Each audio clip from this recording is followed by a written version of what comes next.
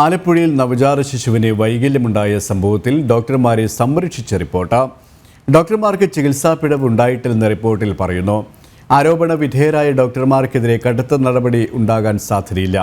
ആരോഗ്യവകുപ്പ് additional director Aneesh report മന്ത്രിക്ക് കൈമാറി. വിവരങ്ങളുമായി രശ്മി കാർത്തിക ചേരുക. രശ്മി, പ്രധാനമായും ഈ റിപ്പോർട്ടിലെ പരാമർശങ്ങൾ ഏത് തരത്തിലാണ്?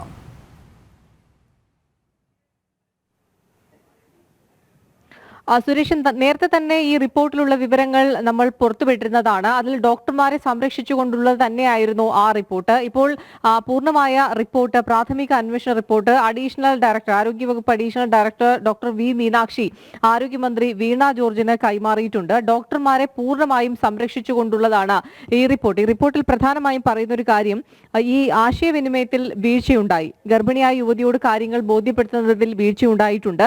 പ്രസവ സമയത്തെ അപകട സാധ്യത എന്തൊക്കെയാണെന്നുള്ളത് മുൻകൂട്ടി പറഞ്ഞിട്ടില്ല.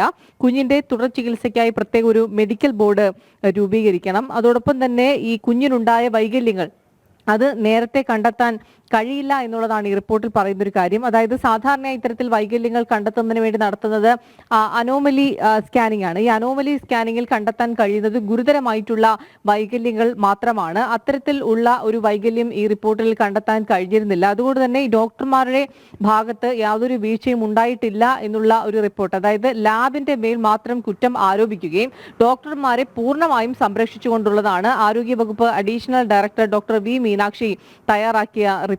കഴിഞ്ഞ ദിവസം ഈ റിപ്പോർട്ടിലെ വിവരങ്ങൾ നമ്മൾ പുറത്തുവിട്ടിരുന്നു. ഇപ്പോൾ പൂർണ്ണമായ റിപ്പോർട്ട് ആരോഗ്യവകുപ്പ് അഡീഷണൽ ഡയറക്ടർ ആരോഗ്യമന്ത്രിക്ക് കൈമാറിയിരിക്കുകയാണ്. ഏതായാലും ഇതിൽ ലാബുകളുടെ ലൈസൻസ് ഉൾപ്പെടെ റദ്ദാക്കുന്ന നടപടികൾ കഴിഞ്ഞ ദിവസം ആരോഗ്യവകുപ്പ് സ്വീകരിച്ചിരുന്നു. ഏതായാലും ഇനി ഡോക്ടർമാർക്കെതിരെ കടുത്ത നടപടി ഉണ്ടായേക്കില്ല എന്നുള്ളതാണ് ആരോഗ്യവകുപ്പിൽ നിന്നും അറിയാൻ കഴിയുന്ന വിവരം. സുരേഷ്, രശ്മിയാണ് വിശദാംശങ്ങൾ നൽകിയത്.